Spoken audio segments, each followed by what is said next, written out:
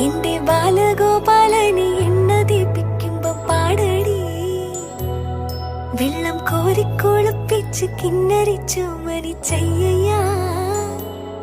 എന്റെ മാരിപ്പളുങ്കിപ്പം രാജപ്പൂമു